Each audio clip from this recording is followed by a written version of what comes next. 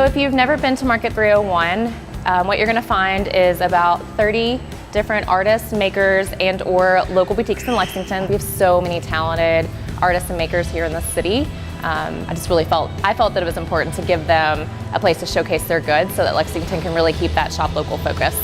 I hope when somebody comes to Market 301 for the first time that they leave with just a knowing of how important it really is to shop local, that the people that they see here tonight really are people of our community. Obviously we want them to leave with all kinds of fun new local goodies, but just knowing that importance of shopping local and how that comes back to their community.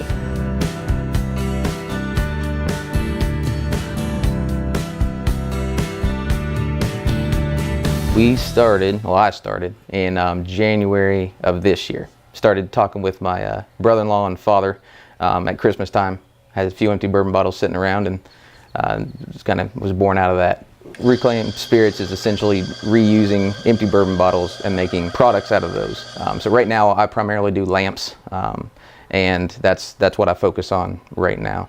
I enjoy taking reclaimed wood from barns around Lexington or Kentucky that have been dismantled, and bottles from people that either donate them to me or Keeneland or local bars, and then they just turn them into lamps primarily. I primarily do all markets, or Market 301, working with a few other small markets. Well, obviously we're in my garage here at the house. I don't have a brick and mortar store, so the markets are the best way that I can interact with large groups of people and show them what I have in person. I've got social media, Instagram and Facebook, but to get them out in somebody's hands where they can feel and touch and appreciate, what I do, the markets are the best way to do that. So it's always good to meet the people that I'm selling them to. I much rather sell to somebody that I can meet and shake their hand and talk to, as opposed to an order and ship it online.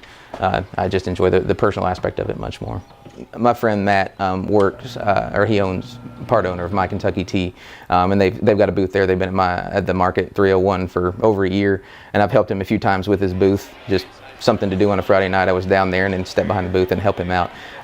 And I saw the quality of the customers and the amount of people that went through and thought that the lamps would do well there, it would fit, and I didn't see anybody else selling them. So I set one of my lamps on his table one day, and lots of people were coming and asking and talking about it, so I figured it was worth a shot. So I shot Mindy an email, and she was really excited about it and got me right into the next market. In February was my first one. There's something that you just can appreciate about the local small business, or the self-proprietor, whatever you want to call it.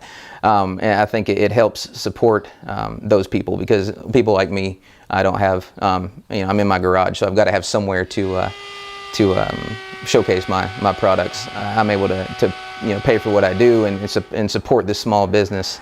Otherwise, if I didn't have the markets to be able to go and sell at, I'd be limited to friends and family, and I'd saturate that market really quick. So, and I already have. So, the markets are it's a great way to have, lots of people who are just out and just interested in the small business and small creator, which otherwise we wouldn't have anywhere to set up. It's just enjoyable to be around people of like mind who like to take a break from their day job, or it may be their full-time job. What I do for work is if I follow algorithms and it's medical, this is my creative side, my creative outlet. But just creating an environment where everybody's kind of feels the same way about what they do.